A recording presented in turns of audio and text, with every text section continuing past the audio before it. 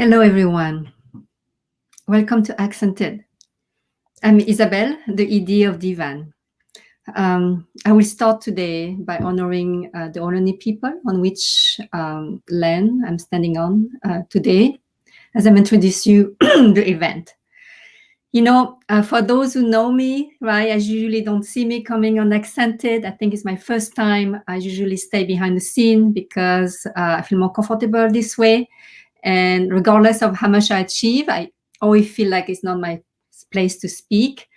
And I understand that this feeling doesn't come from nowhere, right? It was taught. So I will say this now, you know, this is my place and this is our place. Okay, so today I came here, you know, to be with all of you, right? Because we need each other. I feel that, and to be with each other. You know, today I think of my aunts, my family who work in nail salons.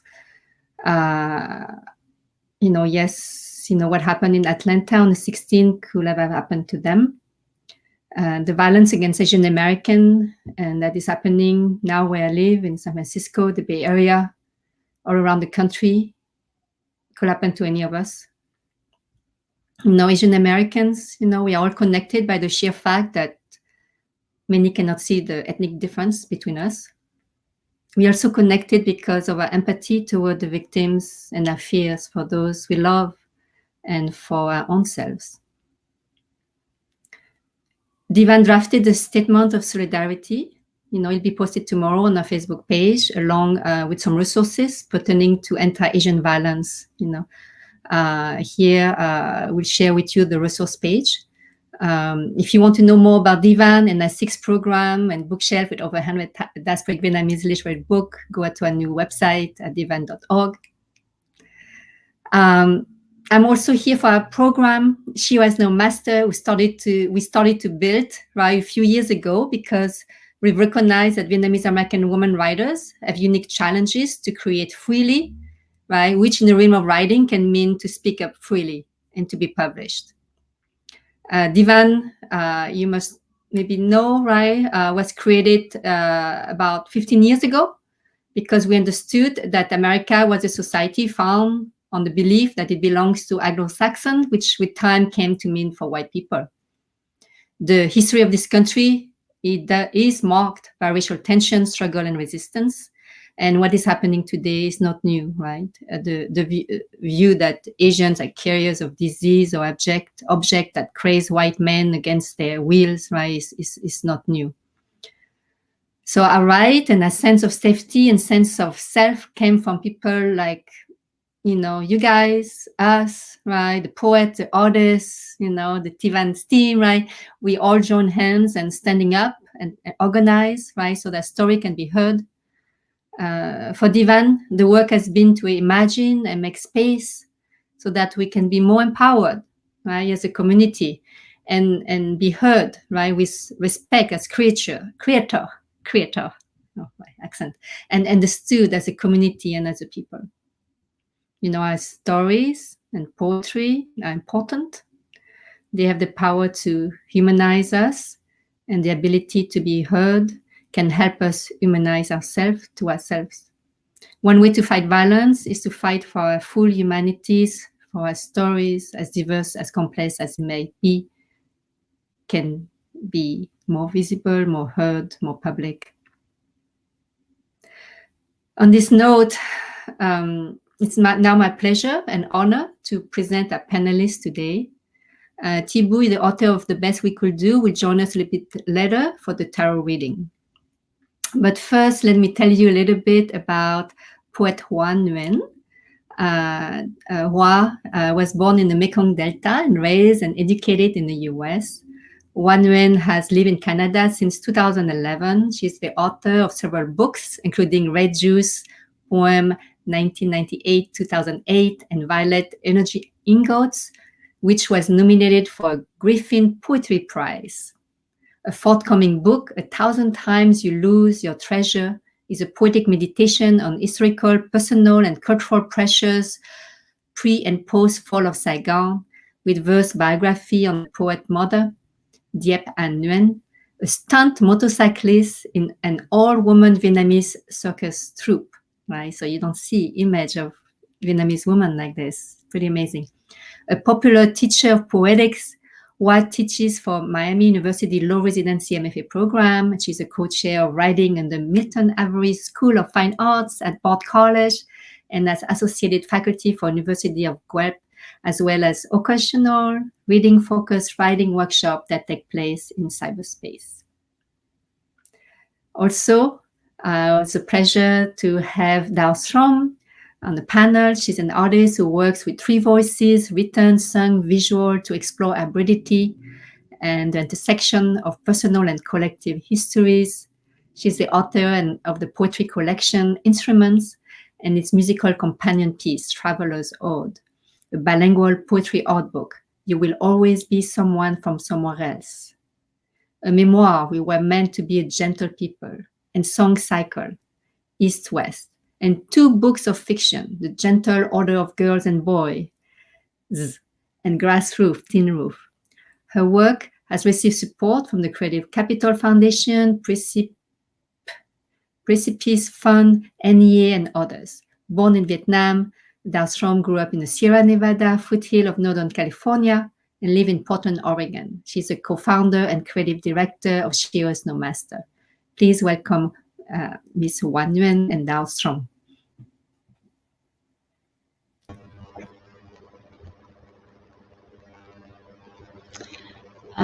This off by reading a statement and addressing a vet, I speaker prepared that things to address the localities hearing from lands with the middle class, Calapria, and many other tribes in the region known as Portland, Oregon. For Hoa, from Toronto, the traditional territory of the Wendat, the Anishinaabeg, Haudenosaunee, Métis, and the Mississaugas of the New Credit First Nation in the Dish with One Spoon territory. As writers who are refugees, immigrants, and descendants of refugees from another land, we humbly acknowledge that we are visitors and settlers who've taken refuge in and from these lands. Okay, is my audio okay? All right. Before Hoa and I start our conversation, I wanted to acknowledge the violent, racist, misogynist events of this week that are causing much grief and heartbreak and fear in our AAPI communities. And that we understand these events are a continuation of conditions related to white supremacy, patriarchy, toxic masculinity, racial misogyny, and a rhetoric of anti-Asian hate that has been evident in this culture for the length of its history, but has become even more egregiously pervasive in the past year. We stand in sorrow with the victims in Atlanta, in Oakland, and in solidarity with organizations, individuals, communities fighting against anti-Asian hate and racism in all of its forms. She Who Has No Masters is a collective project that brings together the voices of women and non-binary writers of the Vietnamese diaspora. We are writers with individual practices, but we also come together to collaborate and generate work collectively. As Asian and Vietnamese women in particular, the events of this week have reminded us of something we already know too well: how Asian female bodies are fetishized, hypersexualized, and objectified in Western culture. And how normalized this has become, so much so that its plain fact is somehow invisible or too obvious to even seriously consider. This tendency to regard certain bodies as objects, we also understand has deeper roots than just being, as the white establishment might like to insist, the unfortunate byproduct of a single man's unique case of sexual addiction. We understand rather that this connects to a much larger picture, and it's something that Divan is very engaged in addressing also. histories of imperialism, colonialism, militarization in Asia.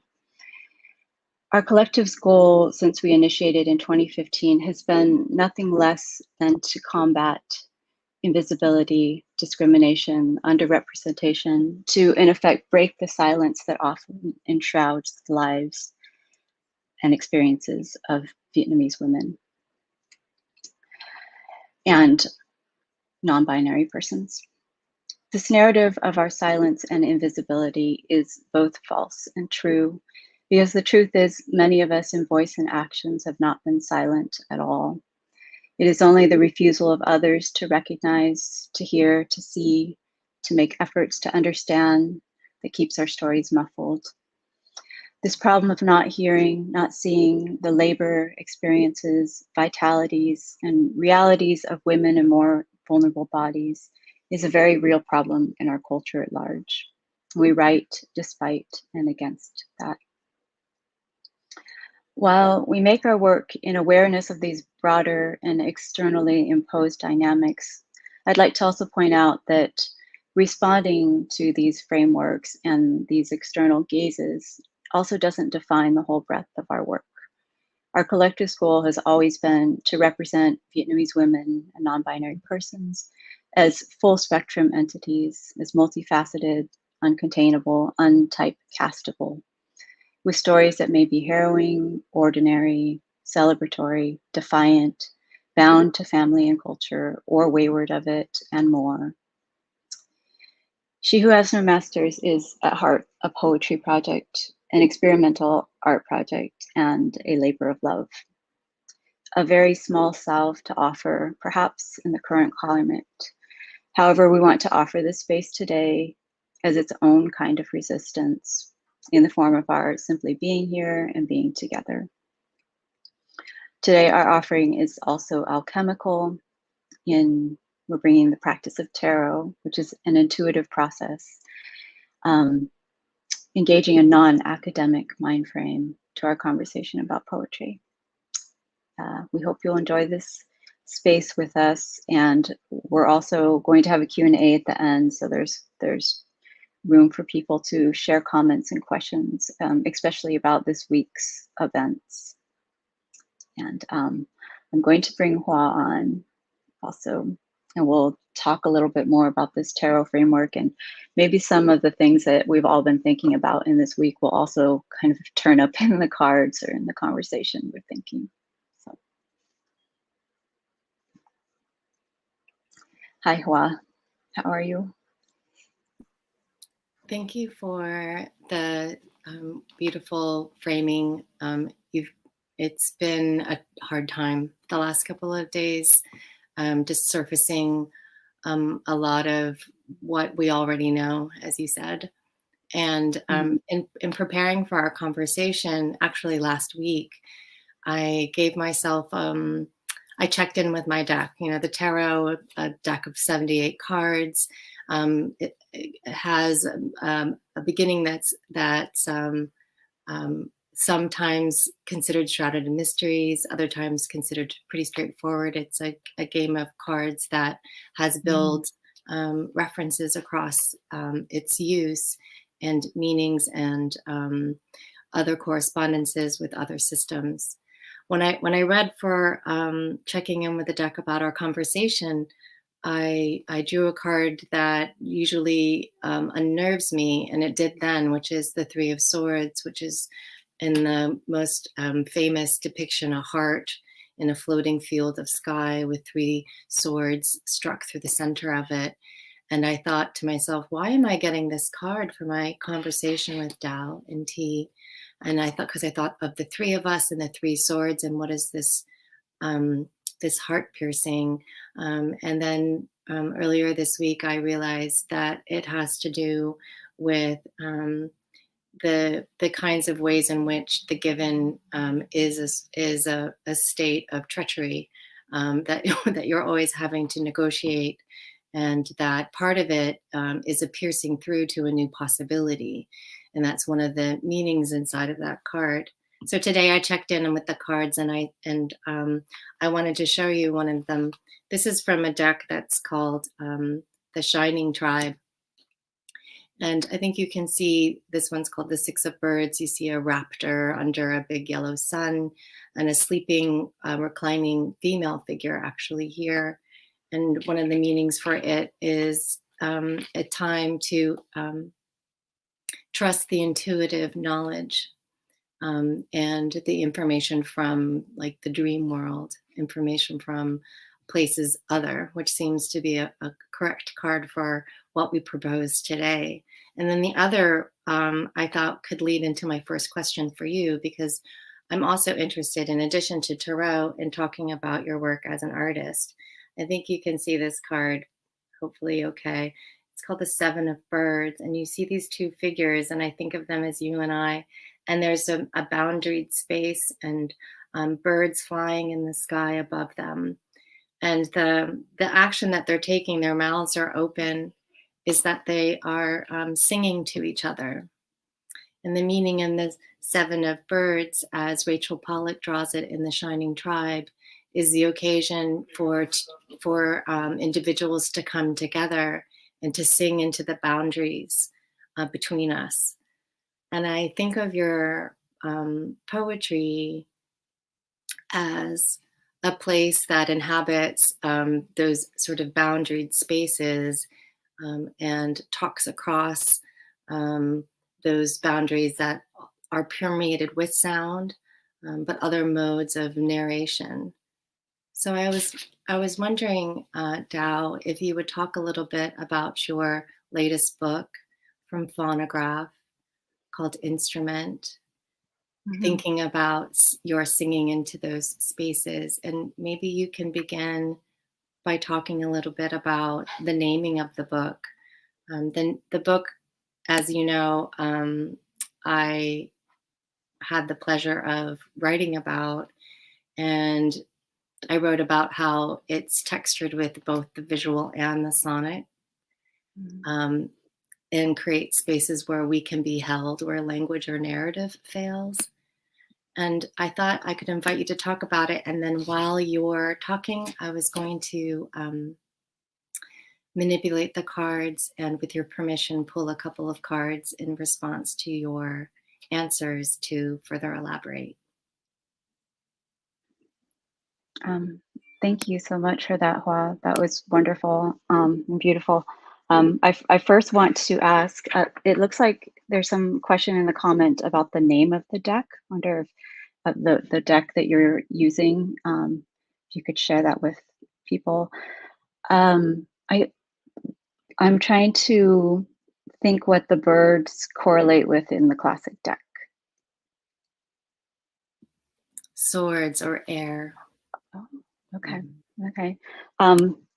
Yeah, that's lovely. The birds are apt because I also have kind of a fascination with birds, or I've used that as imagery symbols in my own work. In one of my previous books, I actually took some photographs of myself wearing wings. I had this vision of of wearing wings, and then I wanted to go back to Vietnam and stand in some certain places,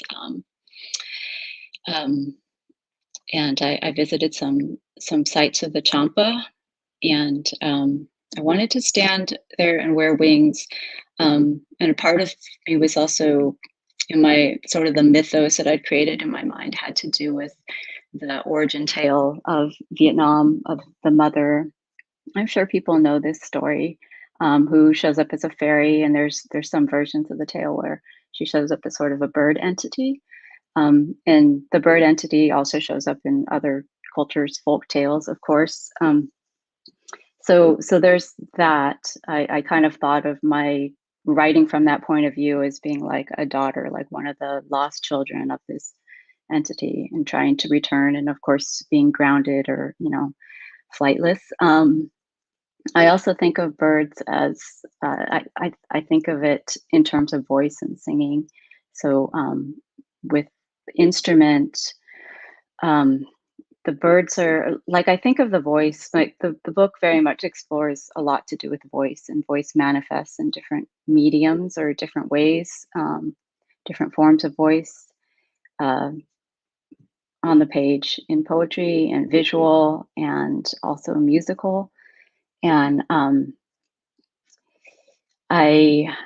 there's also, the birds are like really hard to contact as far as like voice goes. So this, sort of the practice of writing, and I think the practice of doing creative work is like this, you're trying to communicate with some other part of yourself, or however you want to look at it, your muses. And sometimes I think of those entities as birds, in a sort of otherworldly way. And trying to hear them is like this delicate matter, that relates to something, and it's also something very Vietnamese to me. So whether it's like trying to get in touch with something that's however you want to interpret that, but so that was some of the naming of the book. Was I actually had the thought of a book named Instrument, and definitely wanting to explore sort of that intersection between poetry and music, and the point at which the writing, the language, the verbal language, or the written language, or the abstract, the way the language and words are circulating in my mind, actually become this embodied force or energy that I'm also trying to connect. And there's something in that space in between. And then also instrument also resonates as body. And I have some poems in the book that talk a little bit about some of the things that, the things that we're feeling that I mentioned in my opening words, just about the experiences of walking around in the world in this particular kind of body, and the external like impositions and expectations that are placed on it. So I kind of wanted a title that would address, that would just be a space that I could work in, that it could address that mixture of themes. The choice also reminds me a little bit of your use of punctuation. You also, as I remember, had brackets that contained and don't contain things. It's interesting, as I was listening to your response to my question, I pulled some cards, and a card that came up is a card that I know came up for me when I was making my manuscript, which was the Tower. And this is the Rider-Waite drawing of the Tower card. You can see the structure being struck by lightning, a sort of crown coming off the top, and bodies flying, but not not flightless, but different. And then the card that came after it, that arrived after it, is the Five of Cups. So the figure is standing, contemplating some spilled goblets, 3 of them. 2 are behind the figure, who seems to be adopting a posture of mourning. Their head is down, they're looking away from the viewer, and they're actually contemplating a space by water, which seemed like an important piece in viewing this card. And together, I was thinking about how your book contains themes of the Tower, which include that space in which language also fails. The Tower, of course, biblically is tied to a biblical story that has to do with languages coming in contact and not making sense together, and actually creating something tumultuous that is also a kind of symbol of the end of empire, or a sort of a consequence of empire, or a consequence of destruction, that is a sort of phallic symbol, of containers that are fortified, containers that provide structure, but that ultimately collapse. And that the person, the figure in mourning, that Five of Cups card, is like looking down at the water, which I think is also something that I think of in your work, as activated in your work, in a gesture of mourning. But it's also a gesture of recovery, because the 2 cups remain. standing behind the figure, even though there's something to grieve or recognize. So I thought that was a really beautiful commentary on what you had to say. And then actually the outcome, heavy cards, someone said in a comment.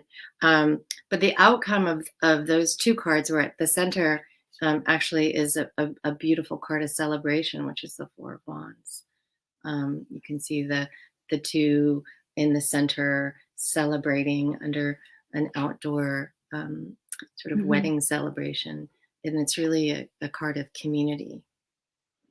That all makes, I mean, that makes apt sense. I think there's a lot of grief processes, or there's, certain things about trauma that I'm exploring in the book, in my own way. And I also do think of that Tower card as like, everything's coming down. It's like the things that you believe in or the things that you've relied on are being challenged, and there is like also the potential of like revelation beyond that. So yeah, thank you for pulling those. I feel like it's an apt transition to ask you my question about your book, which, as we mentioned earlier, or we've talked about a little bit before, there are a number of poems in your book that also reference the Tower, and there are a couple like love ghost stories that involve towers or are located near towers. In the poem "Failed Tower Ca Dao," there's this line which I really love: "Myth and history twist exile into a tower structure, also called mouth." And a little further, there's these two lines: "The sight of mother, my longing in language." And I also recall a story that you told me of when you last visited Vietnam and you had this experience with a tower.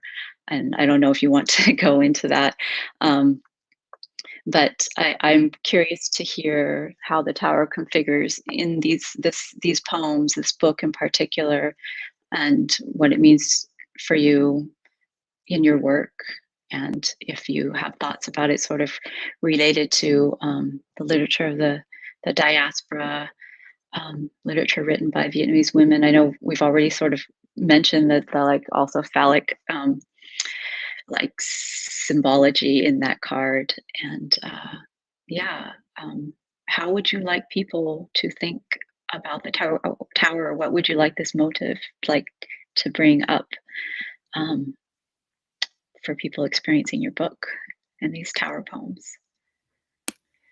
I mean, the journey with the tower symbol is sort of a longer story, but I'll maybe just really briefly say something about it. Maybe I can also read that poem as another thing, and I would also want to hear some of your work too.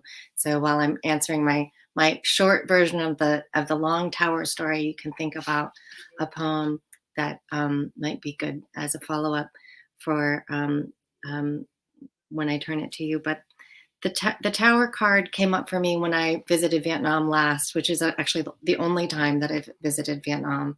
I left, like you, just short of 2 years old, and I lost my language in that transition by the choices made within my family to assimilate and to do the things that you do to survive, which is to learn the language of your new home.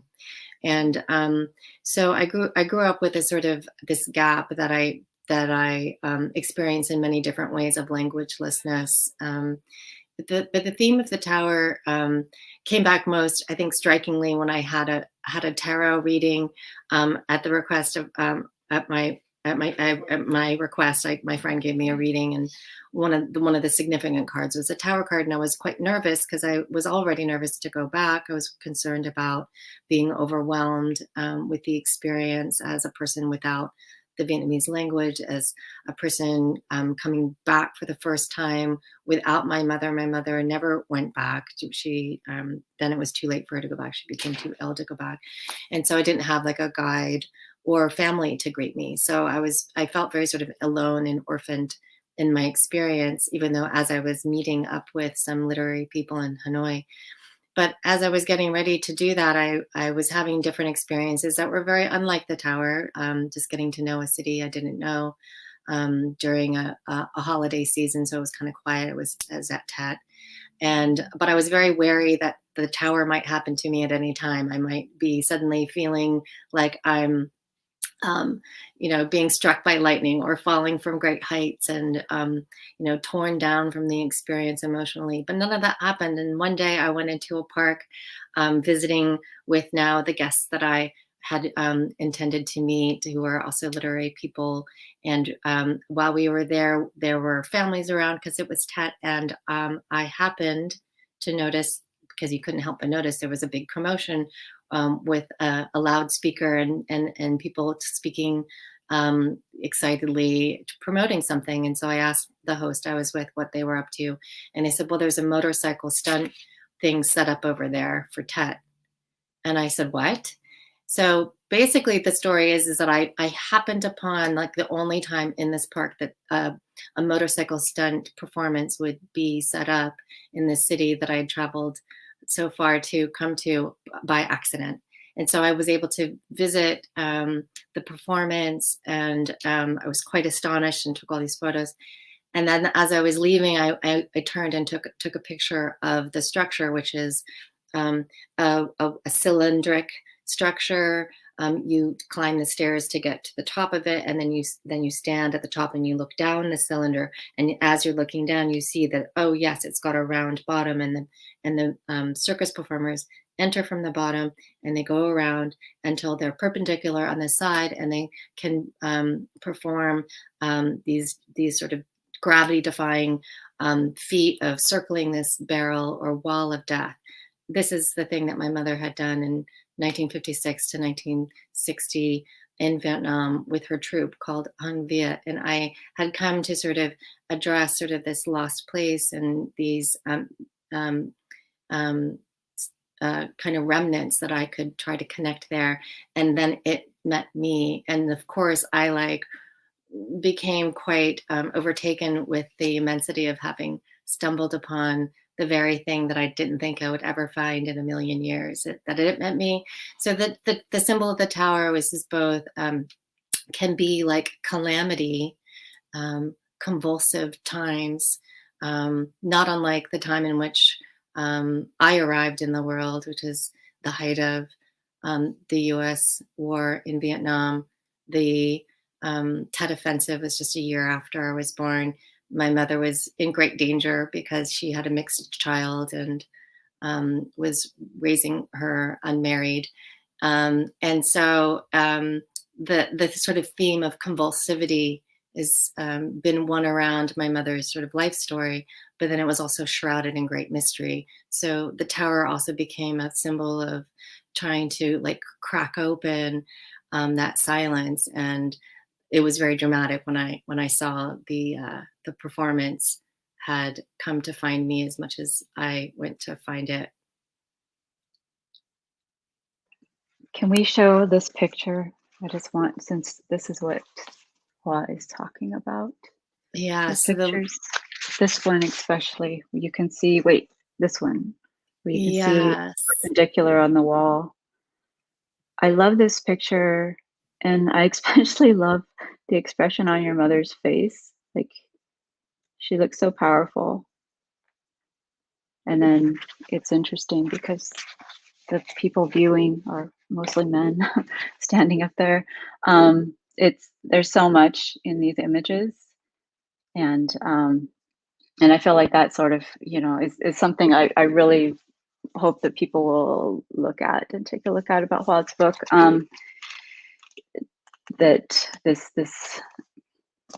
I think we talked about the word wayward in women, and I think both of us have mothers that have would qualify as wayward, that did very unconventional things. And this is like, there's no stereotype that this image of your mother fits into, which I love. I pulled some cards while you were talking, and I know a little bit about tarot. I'm not the kind of person that is comfortable enough reading other people's cards, so I'm going to show them to you, and maybe we can talk about them. I'm pulling from a deck called the Dark Exact Tarot, which is made by a friend of mine here in Portland, Coleman Stevenson, who is also a poet and a visual artist and a tarot artist and designer, of course. And these are, show you. So I pulled this one while you said the word languageless. So the King of Wands, or the King of Rods. And then as you were talking about describing the search or coming back, and the people you were meeting with, this is the Page of Rods, which sort of fits with the being in a new place or being open to some new process. A lot of rods, because when you got to the part about the tower and finding the tower and this revelation of it being happening on something that was like, an echo of what your mother had been doing, you came with the Seven of Rods, which this card is very puzzling for me. I have a hard time knowing what to make of this one, or like there's something, it's like, why is that one like hovering above the other ones? So the rods have a lot to do with work or effort, and something that you're consciously working on materializing in the world.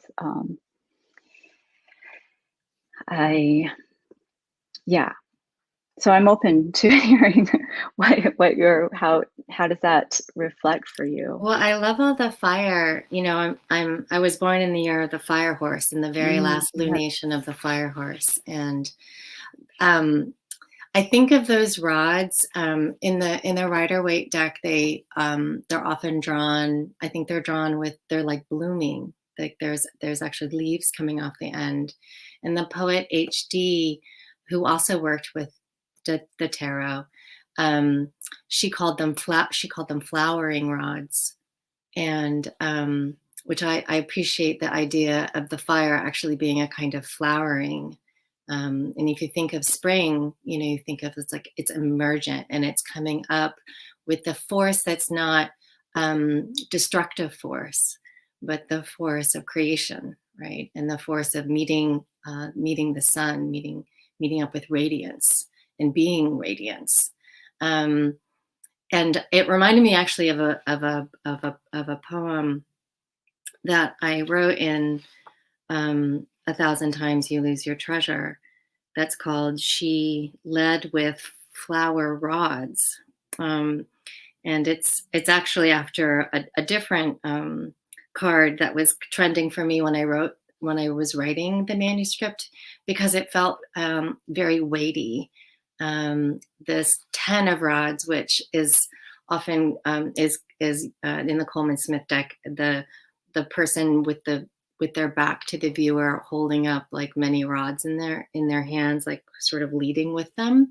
And so that's actually how I named that poem. And it's the sort of idea of like having to like carry all this weight from one spot to another, sort of leading with them in a sense of offering, but also kind of defense.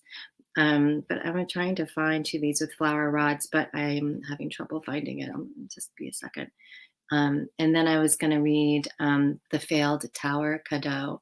And the cadeau is a folk form in Vietnamese that's oral. So I was trying to write one, and then I kept failing to write it. And I decided that it would be part of the story of the poem. is that it, like a tower itself falling down, the poem itself is also kind of falling down as part of its expression. Failed tower cadeau, sonnet tied to the sky, struck by lightning. In that one film version of Frankenstein, who was it that feared the storm and lightning? Myth and history twist exile into a tower structure, also called mouth, that feeling of headlong, the sight of mother, my longing in language. See my eyes ruby red, I feed on toxic flowers, kiss one or any flower, rise clean from mud water, row a pedal boat, absurd longing to sing the sun, to exist and live an island of. And then I'll read She Leads with Flower Rods, and then I might ask you to throw me a poem, if you wouldn't mind. Here's the second poem. She leads with flower rods. Made by the dead puppeteer, the rings found them, it seemed, dry, papery magenta flowers of the wild bougainvillea. Multiple ghosts jab your throat, thorns in the uninterrupted kitchen dream. They could see it was perfect, so their prophecy was fulfilled. So the lung-smothered dies, so they wrote down their dreams, their way made unpassable, so fall through worlds, dashing the red gourd of light on the way.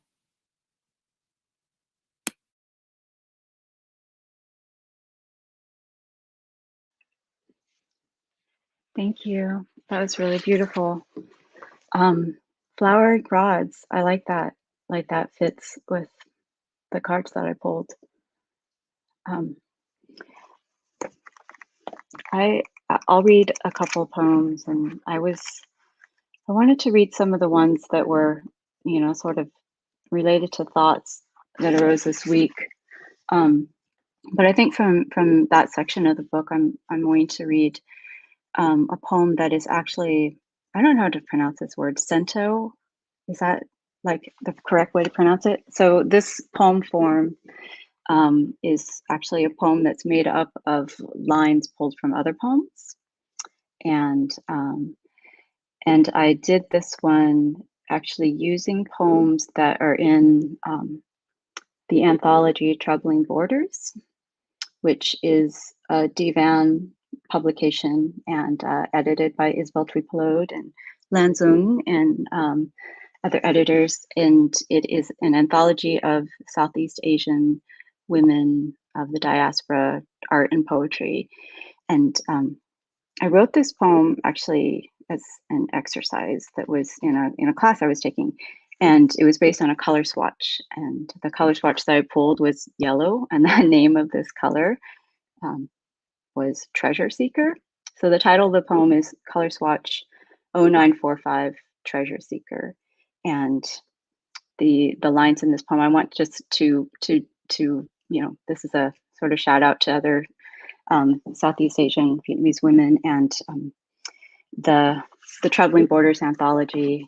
This contains like lines pulled from 9 different poets from different places in that anthology. So porridge and urine staining the edges along those old scales of humanity and savagery.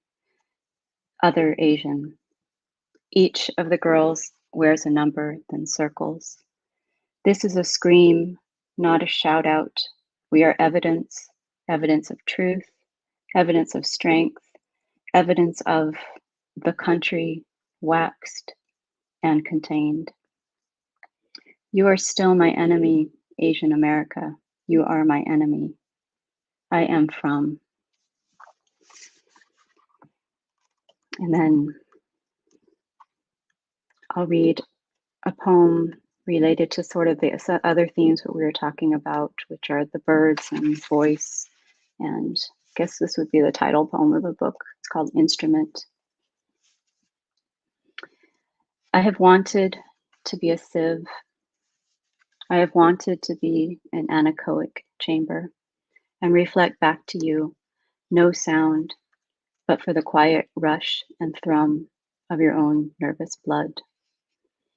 I have wanted to be instrument and not just body to be felt the cleavage of the world through, but instead to splay the invisible light waned out through skin. Skin and rushes, a bird wing desire, a light and under fire. I walked out into the burning est woken of time. Am I acting vist enough as light in the interim inner of darkness, now entering the machine in knowing of cloak and insidious of wonder and plunder, not to seek satisfaction in peaks and difficult in climb and into surrender's don'ts. I walked out into the brilliant wokenness of time and everything was tritest.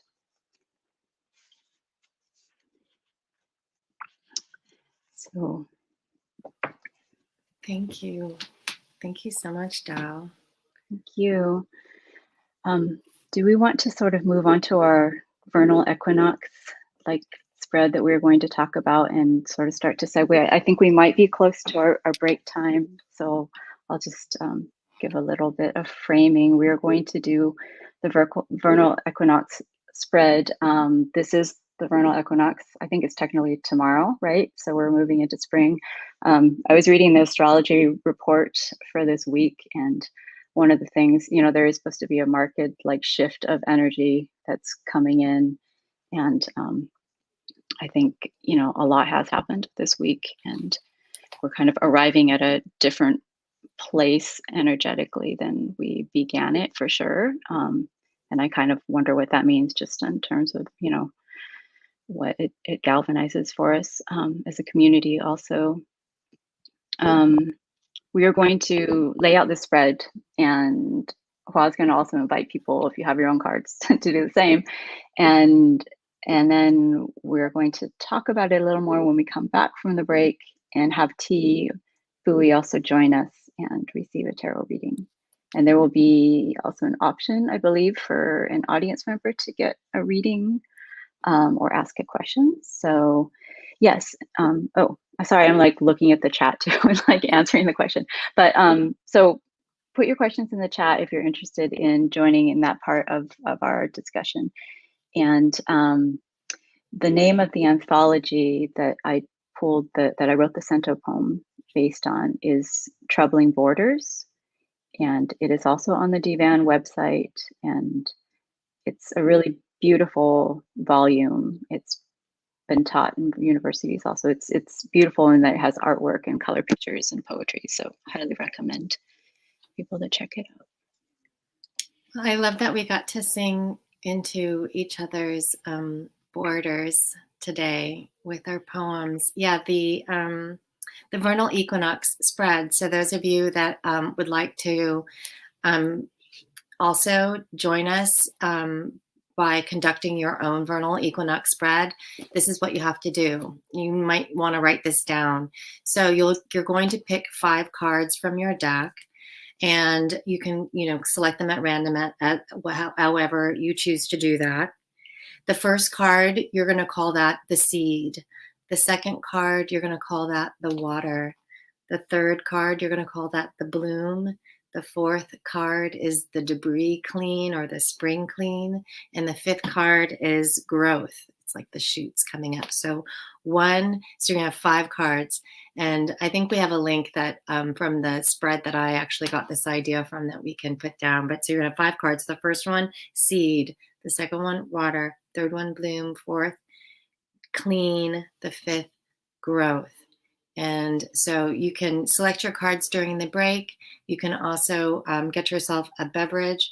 We have a beautiful mixology thing to share with you on the other side of the break.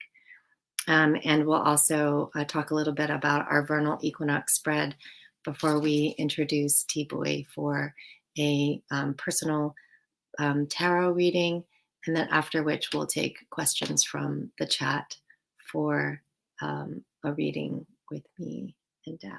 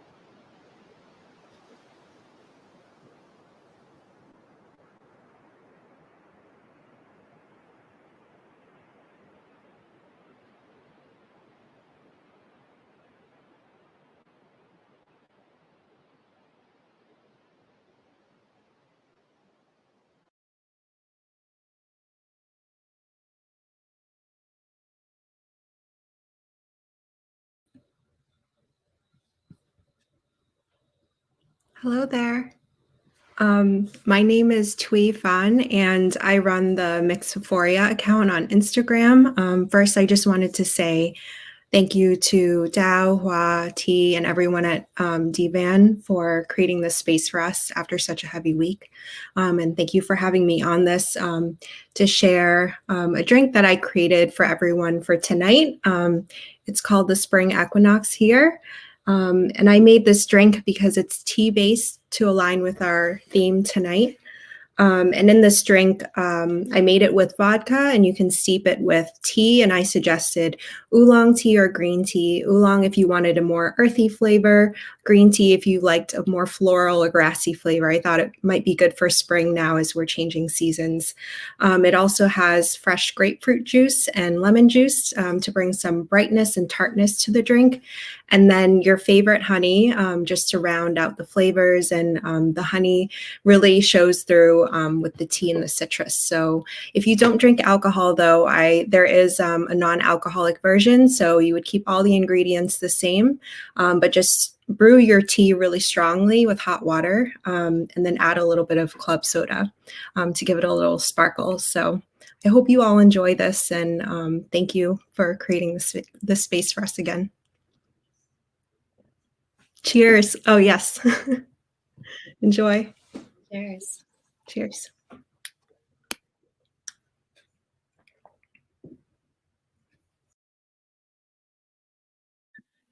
I garnished mine with kumquat because it's what I had, and rosemary because that was also on the recommendation. Yours is much prettier than mine. I just put mine in like a teacup, but my teacup has a picture of my cat and a durian fruit. Thi, it's so good to see you. I was hoping that I would catch you. You've been so active with both your own creative projects, but also actively combating this problem, this growing loudness of Asian hate crimes. And I've been hoping that you are making space for your own creativity during that time, during this difficult time. Because the last time I saw you, we were in a much different circumstance. We were in the middle of thinking about diasporic Vietnamese experiences and perspectives as creators and as women. Thi, I was hoping that you had a question for me that you could ask the cards, and I want to thank you too for being willing to have your cards read publicly like this. It's sort of a special thing. Hi, Hoa. Hi, Dao. It's so nice to see you. I don't do too many of these Zoom events. I've been attending a lot of them. It's been great to be able to see people who live in places far away that I wouldn't normally be able to see, like attend their readings. But when you reached out to me a few months ago about this, and you said it was a reading, you'd be reading my card. I wouldn't have to do a reading. Yes, I'm down. Also, I've been a huge fan of you. Wait, my sound's bad. What if I unplug this microphone?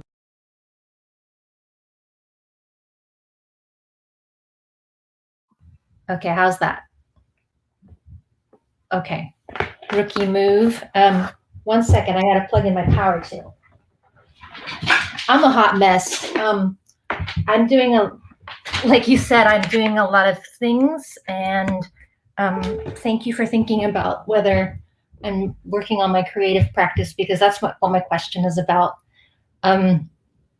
A lot has happened, and I've been a big fan of you since I met you in 2018 at our retreat at Gerasi, and you read my cards, and they're burned into my memory. I don't know if you remember, it was 3 cards you pulled. I don't know if you remember what the future card was, but it was a really big deal for me because it gave me a lot of guidance about what to do with my life. And I made some really big changes in my life right afterwards. So Hoa, you pulled the Fool for me. And I've taken it to heart. I really took to heart the joy in that card and the risk taking, and I guess the shortness of life, and how little time we have to like just squeeze as much joy as we can out of it, and that does involve taking a lot of risks. Not everybody likes it when you do, though. And so I think this is now the sequel conversation about like what happens in the aftermath when you fall off the cliff, or somebody pushes you off the cliff, or you get punished sometimes for being a woman who speaks up, or takes risks, or does things outside of the norm. So in my creative practice, it's true that it's a lot to juggle, like organizing work with your own creative practice, because one is loud and public and the other is more quiet and solitary, and it's hard to find time in the right headspace for both. It's also hard to balance life, but I don't think that my problem, because I'm having a creative block, I don't think that my problem is discipline, because I know what that looks like.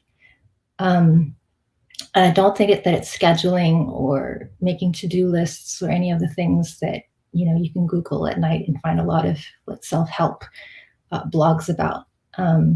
So this is a really great chance to ask about something more intuitive. I guess first I want to acknowledge like the events of the week and the emotional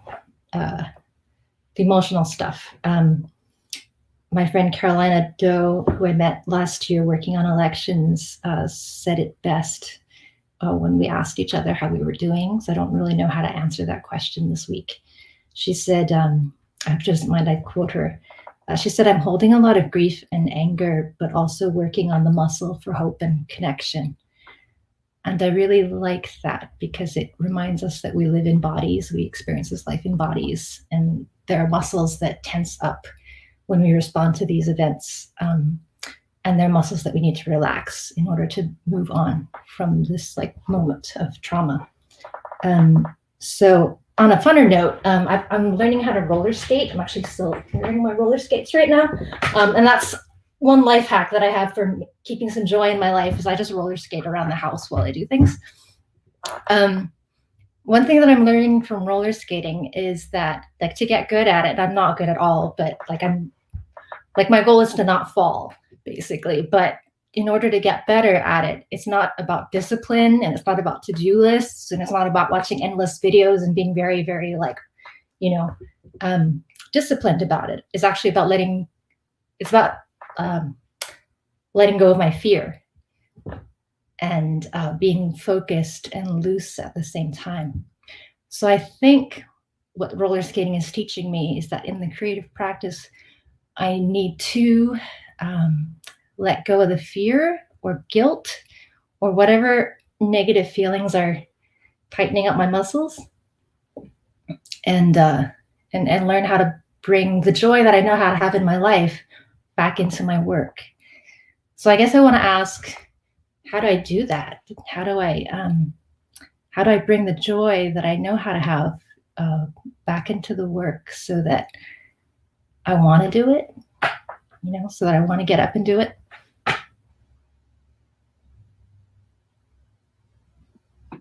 What a great question. I'm so glad that you brought roller skating into it too. Yeah. I love that you remembered that reading I did for you. It felt very significant when I was giving it to you. And I do remember that you drew the Fool, which is a very sort of full body, sort of throwing yourself into like the trusting arms of your the design that you laid before you. That's the unknown, and it's interesting because right now you're in this space of trying to make work, and the card that comes up a lot for people when I read for creative people came up for you, which is the Knight of Pentacles, which in this deck, which is the Rider-Waite deck, you see that the knight, has a horse that's actually not moving. The hooves are on the ground, and they're holding the coin in their hand. In my other deck, the one that I read with before, the Mythic deck, you might remember, it's similarly a rider on a horseback with all hooves on the ground. And in the myth, they chose to illustrate the person as the person who is the god who, he's a demigod. I forget his name. It starts with an A. It's Greek. But anyway, he was the keeper of the beehives. And so the image for you is like you're tending lots of different things, like your projects are these different hives, and the daily tending of the bees is not particularly sexy or glamorous, but it accumulates the honey that then transforms into ambrosia, or the food of the gods. And the other symbol that comes up for you, and so I'm reading this sort of Knight of Pentacles as sort of very much like how you are sort of circling your projects and having like many projects, but it's grounded in like a daily practice. So like you said, the practicality of discipline isn't really the issue, but it's really about risk and play. So the Two of Pentacles also came up, and you can see it's this sort of juggler or jester figure that's holding the two coins with an infinity sign that yokes them to remind you of this ability to risk and play with the materials of your work. But significantly, you drew the Death card. A lot of times people feel concerned about the Death card. Don't feel concerned. It just means it's signaling a grand transformation. Like the flower, the symbol that they carry on the flag, lets you know, as much as sort of the offerings that this child is giving to the rider who is death, that they're actually not to be feared, even as like, there's sort of like, bodies laying waste behind the figure of death. It's like the ability to shed your skin and become like the new being. So something about the transformational aspect of the work is going to be the part that's going to bring about the alchemical transition between honey, the daily helping of the honeybees, into ambrosia. When I showed you death, you were concerned. What came up for you when I shared that it was the card? I don't know. I'm easily scared. It just seemed like a big, heavy card. Yeah, people usually get concerned about it, but it's aligned with Scorpio, so it's like it's really powerful. It's like it's birth and death at once. Like the veils between the realms being really thin and giving you the ability to transform. But let's think about your question again. Can you say the question again so that I can see how death is part of how you is sort of the management system? Sure, let me try again. I guess, how do I let go of fear so that I can be focused and loose in my work at the same time? And how do I stay, it's a two-part question, and how do I stay connected to my joy in my work? Yeah. Well, it's interesting that your first response to the death card was fear. So there's something about thinking about like, what is it about the fear that actually is part of the question, but the releasing of the materials is interesting, because that figure of the juggler who's playing is Oh, and there's a really great comment from Koi Mai who says, work hard like honeybees and take risks to overcome fears to transform yourselves. That applies to all of us. I love that. Yeah, I do. Death as a management system is another quote someone just highlighted in our comments. Right. There's so like death as a management system, like what truly what needs to die in order for the work to birth might be a question.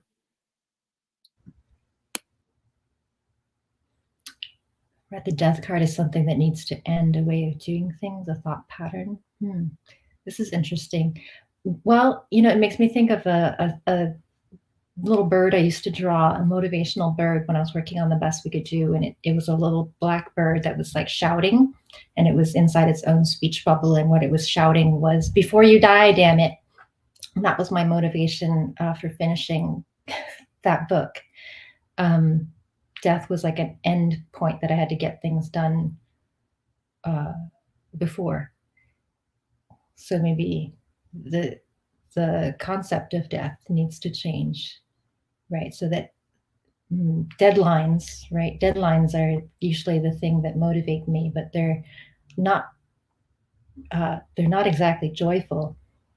So not great for motivating you when your problem is motivation and lack of joy. So how do I rethink death? Yeah, it is a deep question. How do you rethink death in order to find joy in your work, really? And that Two of Pentacles, that risk and play card, might give you a clue, because it's also in the position that I drew it for you is sort of the like what's coming in, and you can see like the gesture. Like the infinity sign is important because it's also, and in that it's a two, it's also involving other people. So there's a way in which that search for playfulness might also be ways in which you can open up the work to other forms that's not just your own, like pulling it out of you. And it's interesting too, when you think about that death, when I look at the death card, there's like several figures that are before the death card that Coleman Smith draws. There's like the child that's unafraid. There's sort of a swooning figure. And then there's sort of a papal figure that's trying to give an offering to death. It might be interesting for you to think of how the bird shouting in the bubble, like which of those figures it was most aligned with. What are the three figures again? There's a pope. There's sort of like a religious garbed figure here in the yellow.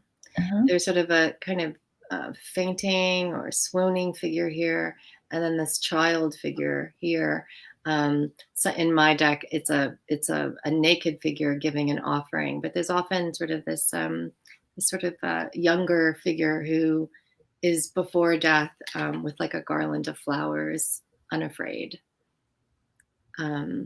Before you die doesn't seem exactly like that. It seems more like the warning, the person swooning perhaps, or maybe even the popish figure who's saying like, here's an offering so that you don't annihilate me. But the banner that they hold is actually one of blooming. That is the death card, right? Aligned with growth, and there's always like a sun rising off in the distance too. It's like waking into a new possibility. I love Sarah's remark here that thinking of death as winter and knowing that every year the garden will die back and then you'll have another go takes the pressure off. Sarah is an incredible gardener. I like gardening metaphors. Mm-hmm. Also a Scorpio. It is a perfect emblem for spring, for sure. When I think of the death card, I also think of the goddess Oya, who's an African diasporic goddess who's the goddess of change, and she carries like a machete of truth to cut down like all the old rubble to extend the gardening metaphor so that the new growth can grow. So there's something too about heralding the change that will be important for you, and also risk and play. I want a machete of truth. Mm-hmm. I think you have one. Thanks. Maybe I'll work on sharpening it, or maybe just wielding it without fear. Without fear, including the fear of death, I think. Maybe there's like the fear of falling, you know. I'm just going back to roller skating again, because I've been doing more roller skating than gardening, just to be very honest. You know, it's been pandemic times. But like when you're afraid and you're trying to do a turn, you will fall or just not complete your turn because all your muscles are tensed up. So the fear is just kind of letting go, like I guess the fear of failure and the fear of not doing it right and the fear of not being capable. But I'm still like fascinated with this idea of death, because the Fool, you know, you had me on the Fool for like 2.5 years, and I really took it literally, I think, as like, I need to like pack it in before death. And now you present me with the death card. I'm like, shit, what do I what do I do with this this idea, and how do I think of it as a not a final end, but a transformation. Rebirth. Yeah.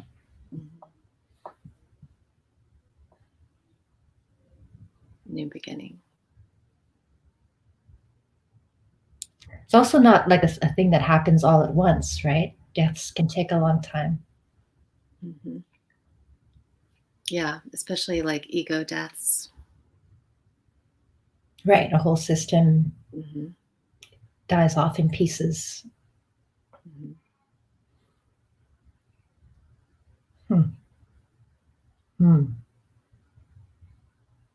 It might be helpful to, when I come up with a card that troubles me, actually thinking about the Tower card, there was a period of time where the Tower card was specifically trending for me, and it actually had to do with me moving from Austin, Texas to Toronto. It was a big move at that time in my life, and the Tower card was a card that I kept getting, and I was really resistant to dealing with it because it meant like the collapse of systems and constructs that had held me together.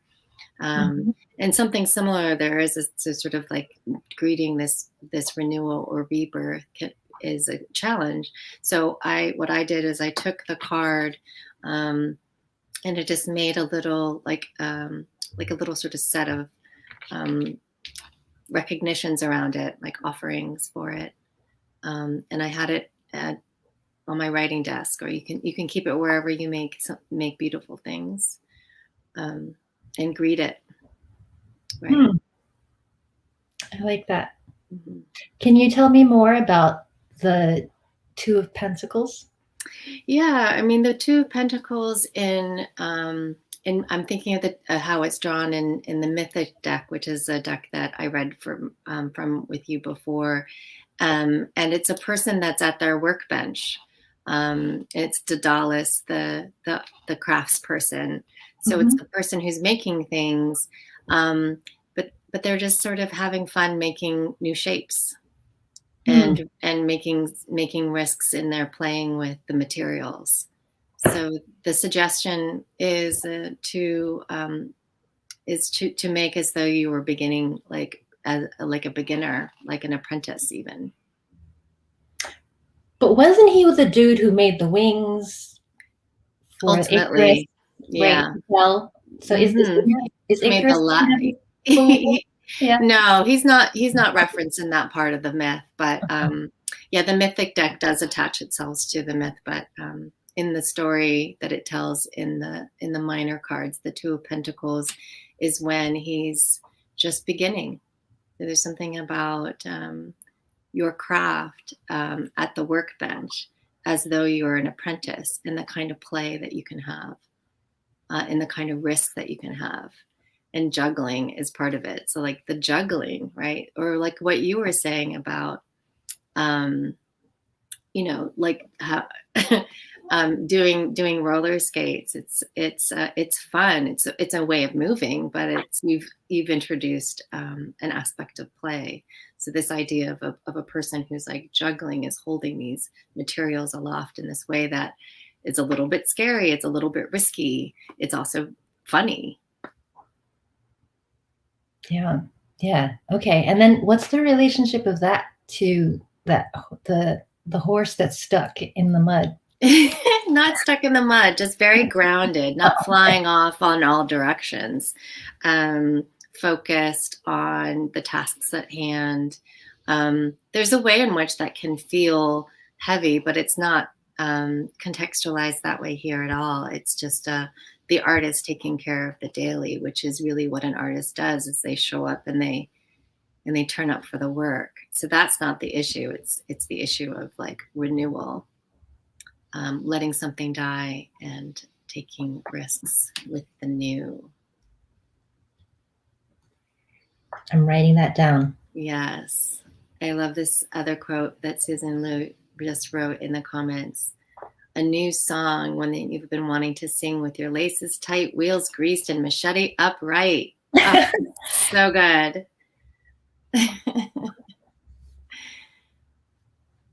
Watch out, folks.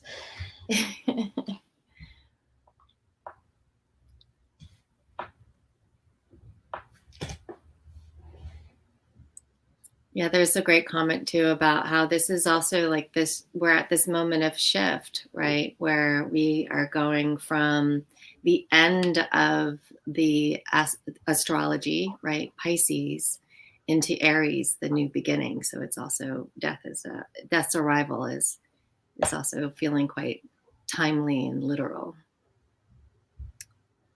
It's a big circle. I love that you're taking notes. I want to be sure that we leave some time for questions from the group.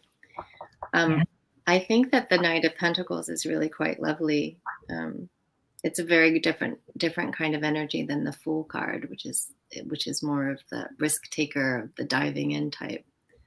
This is more of a grounded reading, but the something having to die in the rebirth is a big archetype.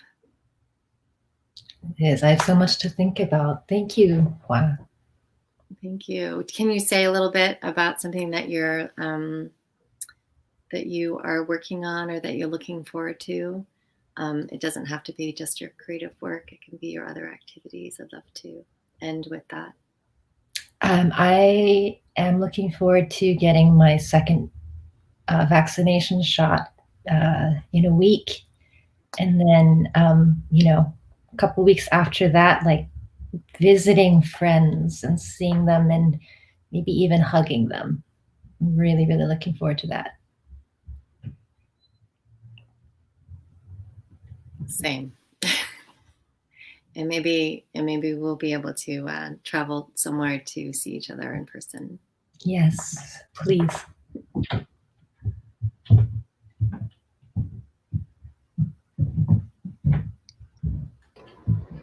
I wonder if we should, maybe we could all together look at the vernal equinox spread. If you laid one out, Hoa, I did one with my cards, but you probably did yours too.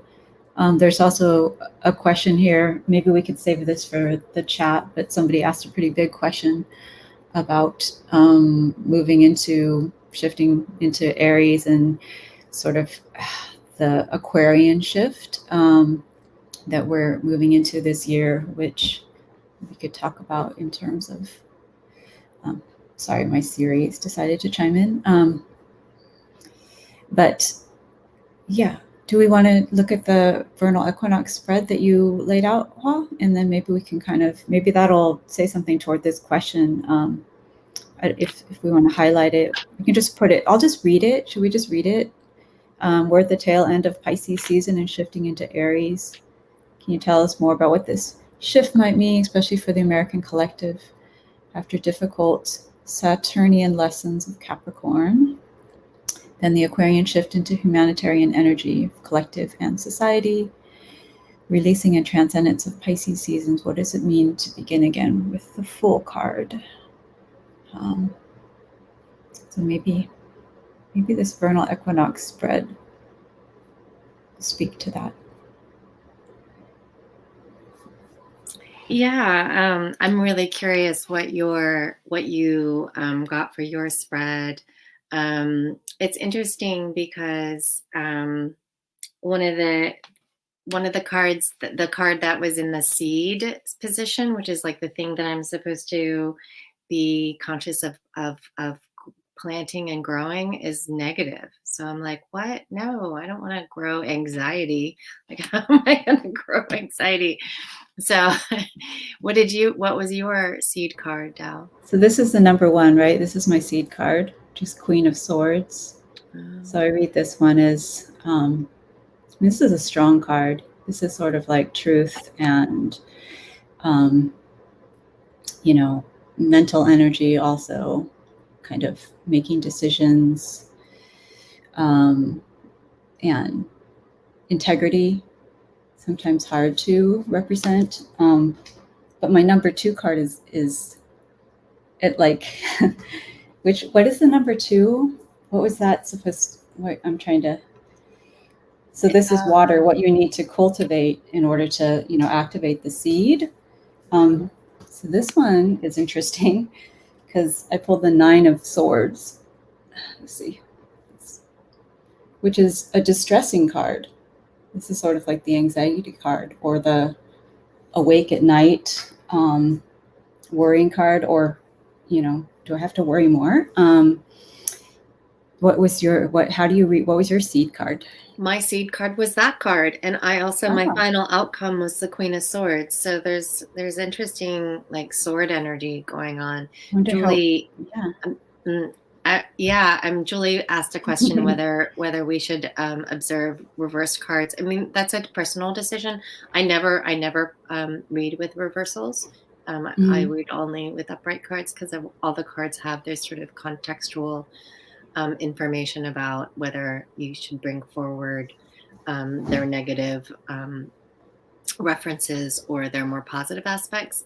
Yeah, it's interesting. I rather than kind of go through step by step, I kind of like to look at them more holistically. And it's interesting that the Queen of Swords is a card of, I think, of great power. I align her with myself a lot because she's also aligned with Aquarius in some systems. But she's a figure who is able to make decisions coolly and knows how to strategically align to make decisions and but also be beneficent, like, to her community. But there's a sense of detachment that's in service to her aims and her goals, which I really love to ally with in my own sort of trying to calm sort of the stormy emotions. I feel like it's relevant to this week's events too, and kind of to, just the plight of women. I mean, it is sort of like this, that cool detachment that you talk about, or sort of the willingness to make those tough decisions that are like for justice, or rather than the heart-based decisions all the time, but there's still, like, you can make those decisions, like you can still, be that the sword, the decisiveness of the swords, but have that benevolence behind it.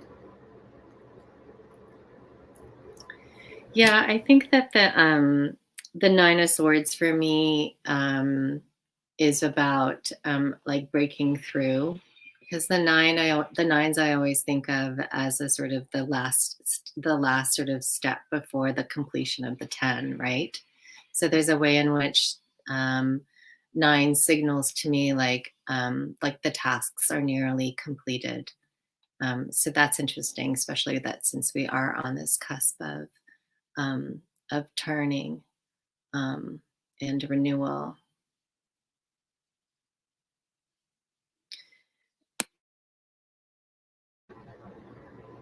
I did pull I like the card for 3. I don't know if this answers anything for the collective question, but the strength card. So I guess I like to sort of read that as like, you know, it's a quiet kind of strength. It's a patient kind of strength, resistance. It's not a brute force type of strength. And maybe that's something like to think about collectively, or like, how do we keep going? What, you know, might be effective. Yeah, I think of that strength card as such peaceful power. Mm-hmm. And like you said, it's not force. Yeah. And that's a different type of fighting than we've had to do over the last year, I would say. Just collectively, like there's been a lot of yeah, those are sort of the things that come to mind. Thank you for sharing your cards. There are some other people sharing theirs. Their moon and sun is quite astonishing combination to get. It seems very literal, metaphorically. Do you want to open up the invitation if somebody wants to have a reading from Hoa? You might have a question they want to put in the chat. I think there's Divan staff, people who are monitoring the chat that can help us choose someone or communicate with that person. Yeah, you don't have to be identified, or if you don't want to be. As long as the question is open-ended, but not a yes or no question, and about yourself, not about other people, it can be really helpful to think with the images and the narratives of the card. So if you drop your question in the chat, we can choose from one of them to do so. I sort of specialize in reading cards for creative people. So it's a kind of creative question that can be quite generative. But the most popular question often is about love.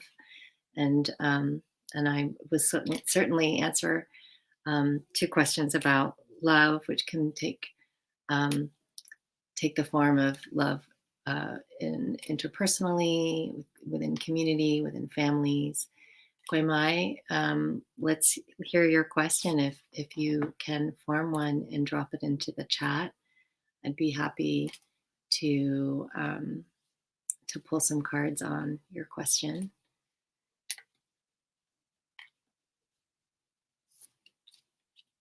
There's also a question about the roles of the vernal equinox spread of bloom, debris growth. I think that the design of that was meant to resonate with the themes of spring, and you could think of those terms as ways in which to respond to your question, right? So if the thing that you need to clear out, like in my case, the thing that I need to clear out is actually a card that had been trending for me for a long time, which is the Chariot, and I think it's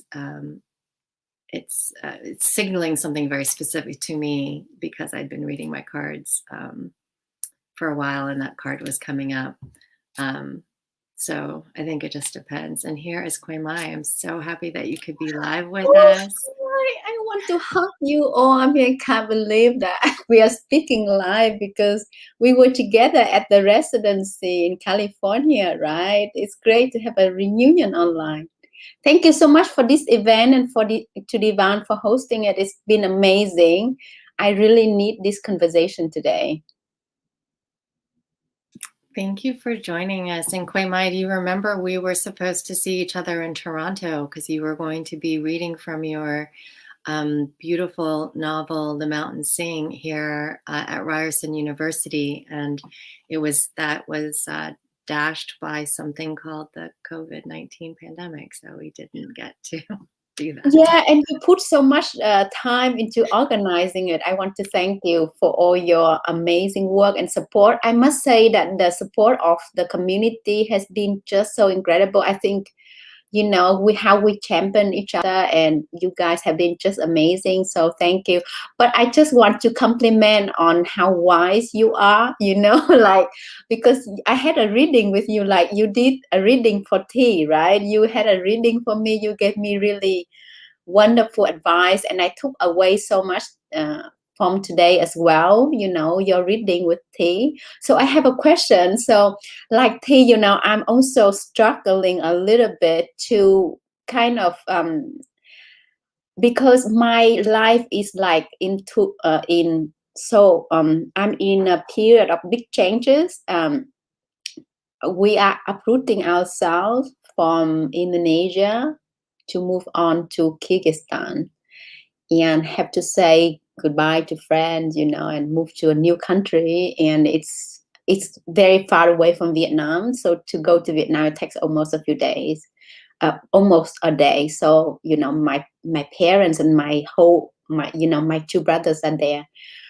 So yeah, so I just want to ask you a question in general, kind of how to manage mental health, something. I think mental health is something, the pandemic has affected all of us, mentally, and it doesn't go away so soon. So how do we manage it? I don't know. That's a lot of change, and in a time of great change, it's a lot to manage. I'm going to go ahead and draw 4 cards. I just divided the deck into 4 piles so that I could quickly read for you. Do you remember the cards? I don't remember the cards that you got when I read for you. I'm sorry. I do remember T's full, but I don't remember what cards came up for you when I read for you in California. I don't remember the cards, but I asked you about the choices of my children. Because they were applying to go to university, my son especially, and I asked you about the choice of their career. And you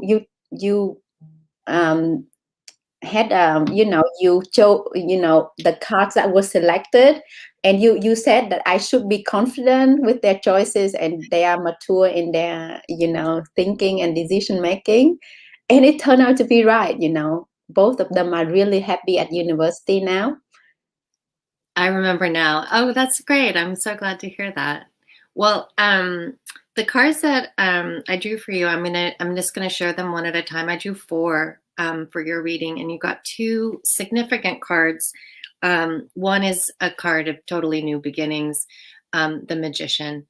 It's number 1 in the deck, and you can see the person here, like in T's card. There's that infinity sign, and it's a symbol of power, and it's a symbol of connection to things beyond the self,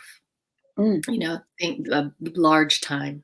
And the Magician, they have the one hand up pointing to the sky and one to the ground.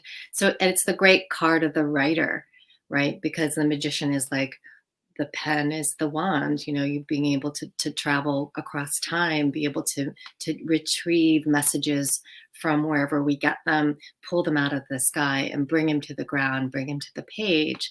So the Magician, whenever I see the Magician, it's like you have all the things that you need actually in this move, and you're going to be able to manifest for yourself and for your family. The other great positive card that you got next to it is this 3 of Wands. Dao, when she read for me, got a bunch of wands. And here you see the figures looking out to a horizon line as though there is a boat that's coming towards them in anticipation. are, you know, there's something, they're coming to meet their future, really. And it's a kind of gathering card where your vision is quite clear about the future, and it's set up in such a way that it feels like things are gathered as they should be gathered to manifest more, that magician. And there is also an interesting other major arcana card that some people get concerned about when they see it, the inverted one, or the Hanged Man, number 12 in the deck. No, don't be concerned when you see the inverted one, because not unlike the magician who had the infinity sign over their head, the hangman has a nimbus or a halo around their head. And it indicates that while this move is one that has these really positive aspects, there's also a sense and way of suspension. And the suspension might come as a feeling of having to like wait for probably the things that one waits for when you make a big move, which is like for your community to materialize, for your connections to be complete. But the beautiful thing about the inverted one is that it's an activated space where you're really like collecting your power and the ability to have new understandings in this new place. You also got in the fourth and final card is a card of movement. It's the Six of Swords, and you can see the person is pushing their boat. You know, that it reminds me of the flat boats with the single person doing the paddling that we see in Vietnam, but here it's just with one pole. And then you see like the huddled figure here with the cloak, and then you also see this passenger, this childlike figure. And the swords are in the boat, but they aren't harming anyone, and they're be carrying along. And like one of the things I think about that is that whatever troubles that exist are moving along with you. It's not a problem, and it's a journey that doesn't have any obstacles, even as there might be troubles. They're being carried along. I would love so much. Thank you. Okay, so I know I will do okay, and there be challenges to overcome, but it will be okay. Okay, thank you so much. I think the third card, it looks like the statue of Jesus Christ upside down. Is it like that? Ah, okay. But he's not being crucified. Okay. I got the Hanged Man last time too. Okay. Yeah. Thank you so much. Thank you, Gui Mai. It's so great to see you. Dao, did you want to add anything to my interpretation? Oh, I mean, I think you did a pretty beautiful job there. I guess when I saw that last fourth card, I was kind of like, you're going to take it with you.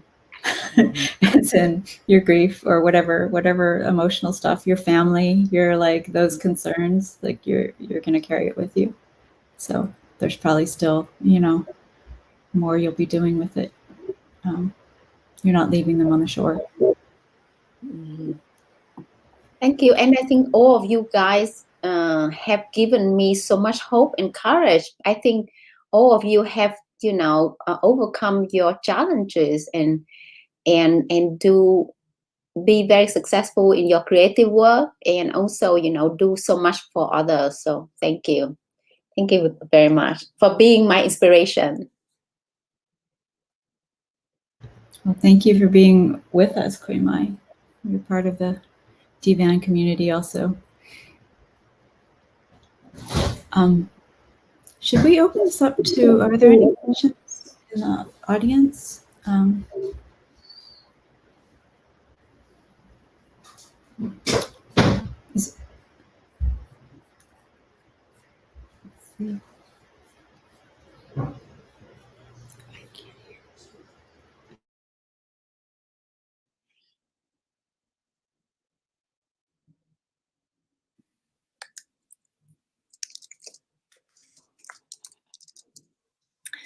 Well, this might be, oh, wait, there is actually another question here. Which card do you feel like your relationship or perspective to has changed the most? This is more of like a meta question rather than a question where we consult the cards. That's such a great question. Well, like earlier when I showed T the death card, her response was, you know, sort of like to recoil a little bit. And that's totally natural. So is there a card like that for you, Dao, where you first might have had like strong negative feelings? For sure, like I was saying earlier, the Tower for me has gone through many different kinds of changes. Yeah, I don't like the Tower card. I've had some experiences with that being like very predictive of like certain things in my life, like sort of falling apart. Had a very specific, like, you know, just personal stuff that I've gone through that like foretold. But I think ultimately what it really was asking was like the end to certain like also just mental and emotional structures that I was like enmeshed with. So I guess I've learned not to dread it so much in the external world, or, you know, try not to fear that, or be open to like what the changes might be if it really is like an external upheaval. Yeah, no, for me, that it's definitely, it would be the Tower would be a good example, because I really didn't want the Tower, but you can't fight the Tower. And it's also like a really important information about how like a structure can constrict you, or actually even start to like deform, you know, like impinge upon your being in ways that aren't useful. Like it's not protecting you anymore. It's actually restricting you. Another card that I had a recent shift was the Seven of Swords, and thinking about that card. It's often talked about as a kind of self-deception card or a trickery card, but I've come to identify it with the ways in which we consult the things that are beyond us in order to get information. It's like the mind in conversation with the moon. And sometimes what that looks like is being willing to kind of adapt some guile and cloak and dagger, and moving through uncertainties through a side door into the known. And that actually came about when a fox came to my house right around Tet. And I realized that the fox is sort of a symbol of the Seven of Swords, and also reminded me of my like ancestral lineage, which is, you know, the ability to move inquisitively, curiously, beautifully, and skillfully, but not necessarily with any kind of force, going back to that idea of like peaceful power. Mm-hmm. It's also a little bit of subversive power, like indirect action. I don't know that I can answer this question, but I wonder if there's anyone in our audience that can, or I know that horoscopes and astrology are read. My mother had also gone to someone that had done this for her children. I don't know that I've seen tarot cards or their equivalent in Vietnam. I don't know. Quay Mai, do you have some insight? So the most common form of reading the fortune or reading the future in Vietnam is to read the palm of the hand. So, my palm has been read by many fortune tellers, and actually they are very accurate, So cards, I haven't seen cards being used so much in Vietnam, but people read by also looking at your facial gesture. For example, they can look at the ears and they can tell your fortune. And another method is to read the future with the tail of Gale. The tail of Gale, for those who know, is like, for those who are not familiar with the book, is an epic book of poetry, more than 3,400 verses. So if you want to read your fortune, for example, if you meet a person and you want to ask the question, should I fall in love with the person, and you go home and you do a prayer, and then you open the book, the tail of Gale, and then you your finger will touch a passage in the book, and it will say the outcome of the relationship. So it's very popular. Reading from the tail of Gale is a very popular method of fortune telling in Vietnam. That's great. It's a kind of a bibliomancy, they would call it. I also see like an experimental poetry project in that. Indeed. Let's talk about that. My mother also got her fortune read with palm readers, and they said, oh yeah, you will cross the ocean. This is when she was like 17, 18 years old. And then it was like a sailboat in her palm. But then later when she had it read, like the sailboat had faded away. And so that was like, she wasn't going to cross the ocean again. And then she had my palms read, and they said, oh, you're going to be an artist. I was like, well, I can't draw, so I don't know what they're talking about. But of course, a writer is an artist. So they were correct. My mom has a similar story where there was a fortune teller that said whoever she married before a certain age would be like ill-fated, and she did have a husband that died, and that she would marry somebody from far away. And she did. Oh, hold on.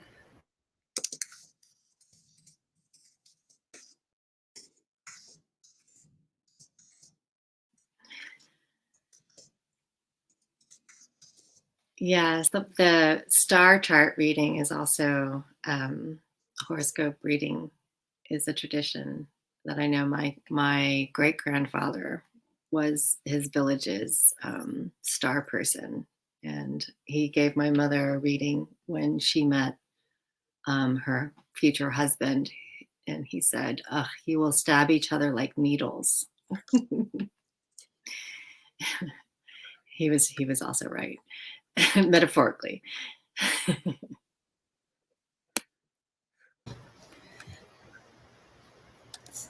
We are should we bring Isabel back? We're almost at 2 hours.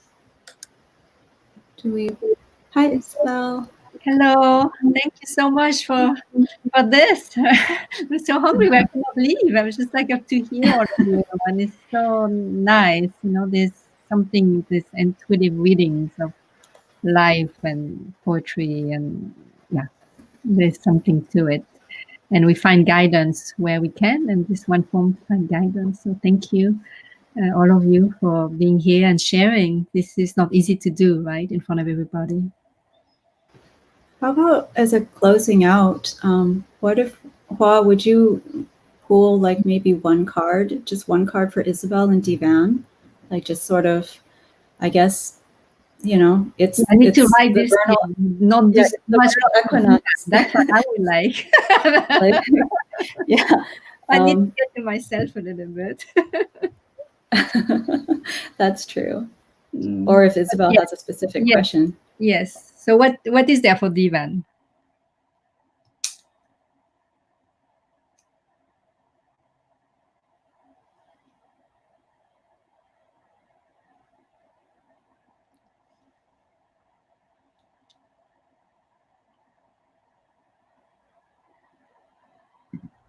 Oh no. The Hermit. It's an interesting card for a community to get, for sure, the Hermit, because it's a card of introspection. It's the number 9 in the deck, and in the mythic deck, as you can see, the robed figure with the crow is intended to illustrate the character of Kronos, right, the god of time.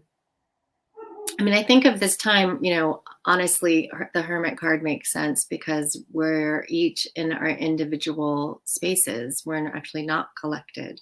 So there's something about this time that is also divan time, that it will be each of us in a kind of internal searching. And the Hermit card's always depicted, or traditionally depicted, with holding up a light. So it's a way of trying to make sense in the sort of darkness of a wilderness that can feel foreboding or unknown, but to hold the light of awareness and introspection high in order for a kind of discovery to happen. It's a deeply intuitive card. As the number 9, it's also, I think of it as that magical number of gestation. So there's something deeply gestational that the card suggests for divan, to birth itself into its new space, or to its new expression, that's going to come out of this time of isolation where we feel separate and individual. I think of it as an incubation period too. As in, there's a lot of growth or something happening in that period. It makes sense. Yeah, it makes sense. It resonates. Yeah, it's also rebirth for divan. Yes, and it takes a lot of incubation and reflections and imagining. Have a visions and make the decisions to point toward that direction and hold fast, and then trusting that people will come along and support, understand the visions, and for us to communicate what it is, which is basically for us to have the space to express ourselves and to be heard and help each other out. Really, this is really the bottom line. So when that is communicated and we'll get the support, then we'll become something new. Thank you so much for this space, Isabel. Divan's been so important for my life as a creative person. Yeah, it's good to hear. I think that we can all echo that. Thank you, Isabel. I feel like I think it should be recognized just how much labor and love you've put into creating this community. I don't think we would be in this circle without you. Yes, I want to echo one last time a thank you to all of you. In a week when you should really just be receiving, to be extending yourselves like this. All of the extensions of love and care I've gotten have been largely from women this week, and it echoes what we already know about mutual care and how important it is and how sustaining it is. But I just wanted to say, I really appreciate it. It means a lot. Thank you. Thank you so much, Divan. Thank you for this event, and thank you everyone for supporting the events, for people who volunteer with us. We have so many projects coming up, which are really exciting, and I hope you continue to support the event. Thank you. Yes, and there's a donate button somewhere, so we can continue. Okay, we said it. Thank you, and see you at next event. Love you all. Thank you.